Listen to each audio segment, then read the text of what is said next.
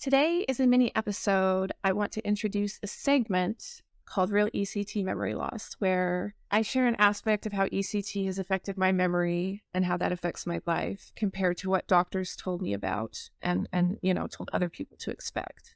So today we'll view ECT memory loss through the lens of PTSD because of alarming medical speculation about whether ECT can be used to intentionally cause memory loss to relieve PTSD sufferers from distressing flashbacks from bad memories. So, does this treatment theory hold up against decades of traumatized patients losing memories to ECT? Let's find out. I love seeing Jim Carrey in serious roles. He has such an intense and complex range, and it's just, it's so enjoyable to watch him when he channels that into drama. And so a movie that relates to what we're going to talk about is called Eternal Sunshine of the Spotless Mind. It centers around a couple played by Carrey and Kate Winslet. After a tempestuous relationship and painful breakup, they chose to undergo a procedure that selectively erased memories of their relationship while leaving cognition and all of their memories intact. Sounds pretty cool, right? And it certainly is an interesting premise, but it doesn't really hold up in real life. ECT for PTSD. I read this article. The only thing I could really think is it really seems like psychiatry can only acknowledge ECT memory loss when it's marketable. And the trouble is they can't choose what memories they want to disrupt, nor their reoccurrence, nor how other cognitive impairments from ECT impact the response to traumatic memories. I've seen speculation over the years in various publications of this concept of treating PTSD survivors with memory erasure, the electroshock. And I came across this study. Anyway, it looks nice. I mean, you've got that nice little graph, but and so I can say the actual experience is beyond horrific. I have lots of trauma for a while I forgot about because of ECT. And this is bad because the circumstances that led to this trauma were making me depressed, and they were holding me back. You can't recover if you're still in an unhealthy environment, let alone understand that that's the problem. Well, those memories came back eventually. The only problem is, when they did, all the hard work that I do to process the trauma, and when I have flashbacks or triggers or the next day, all my efforts are gone because of anterior great amnesia. It's very hard for me to learn and retain new things. And when you're dealing with PTSD, part of that process is to unlearn that experience or relearn an experience in a safe way. That involves a lot of self-talk. It involves a lot of attention. It involves a lot of work. And I've been battling with PTSD now for a very long time. I can only get so far now because of my amnesia. And one example of this and ways that this affects me, the way the memory loss affects me and my cognition is, my grandmother died a few years ago and we were staying with family before the funeral. Every once in a while, I'd look over at our large family. I'd see somebody just showed up. Think to myself, where's grandma? Everybody's here. Where's she? And then I'd remind myself of why we gathered. And then in my mind, I go through this. It's like, oh no, she's dead. And then I feel the sting of loss just as acutely as when I first got word she was dying. This happened multiple times during the day, for several days and weeks. And the problem is, this doesn't resolve with normal grieving. Everything's really, really painful for a while. But with time, and you heal, you kind of start to move on. But that's not what happens. That's not what happened for me. It gets worse over time because the memories degrade. My memories degrade much faster. So it seems like something that happened a week ago really happened a month ago, or sometimes even 6 months ago. But the problem is that I have all these emotions that are still just as raw that literally cannot be processed because my brain can't work with this information that I need to deal with. Why do I hurt to begin with? Well, my grandma's dead. But I don't remember because it feels like it happened, 6 months ago. So how do you deal with that?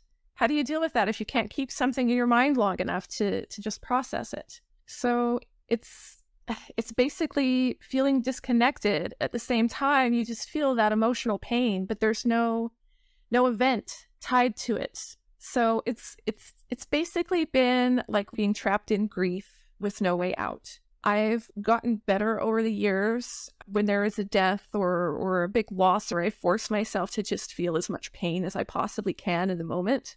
and try and deal with those feelings, because once those memories degrade, and it literally happens within a few days, then there's no way to deal with it. And so with my grandma, I've made progress, but with other deaths in the family, that grief is still there. That grief is still inside of me, and I don't know if I'll ever be able to get it out. And similar problems occur with CPTSD flashbacks that I have. There's days when I have absolutely no capacity to use the strategies to manage them in a way that neutralizes the trauma response and allows me to learn I'm safe after repeating this process. And when my brain is fatigued, I forget minutes after working to get centered and calm, and I start freaking out again. Why?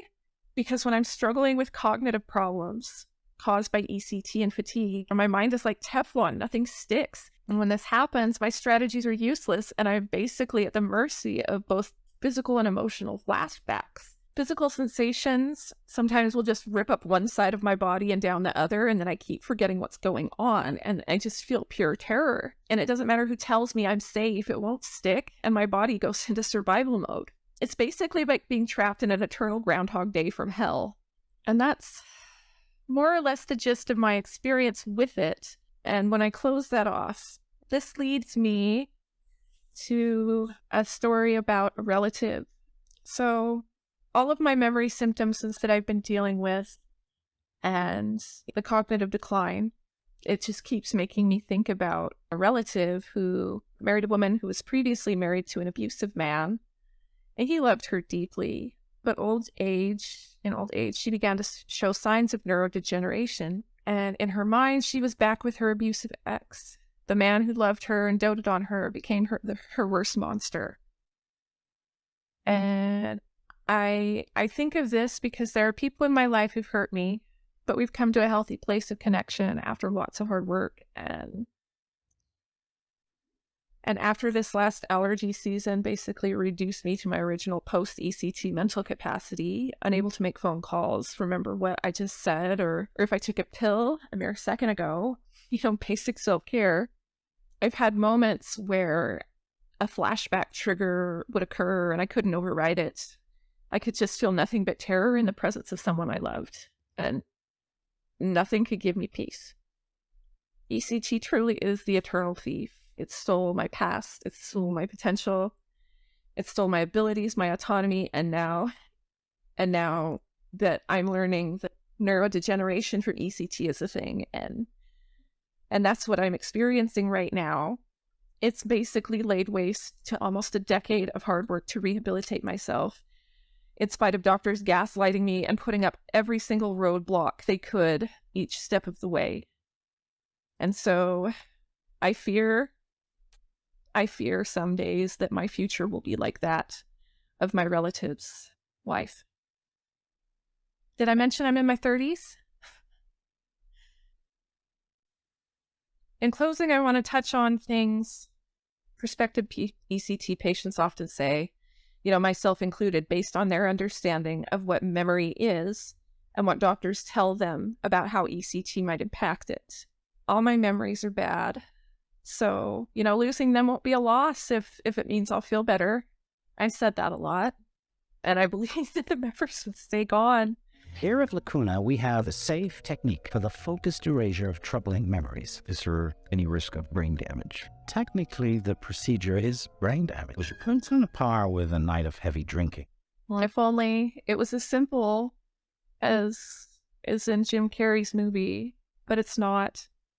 What I've described is just one way ECT memory loss disrupts your life, and that includes dealing with PTSD. And I've just given you a few examples of how destructive ECT-induced brain dysfunction can be to your well-being on levels that you cannot imagine.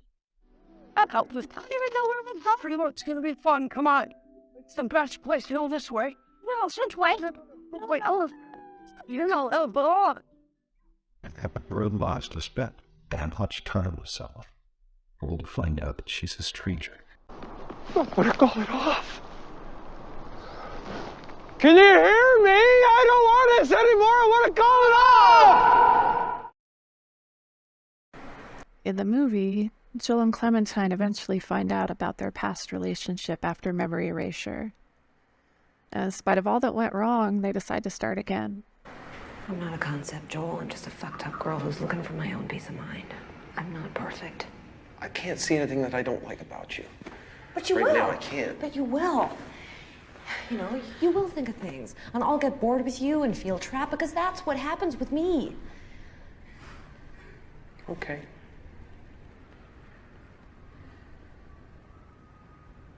Okay.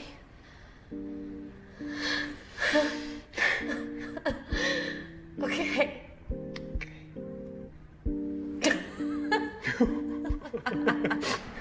ACT's not like that. It not only erased my memory, but impaired my ability to make new ones. To start over, like Joel and Clementine could. And that's the cruelest part. To have your past and your future stolen, with no way out. No way back. I want to call it off. Can you hear me? I don't want this anymore. I want to call it off.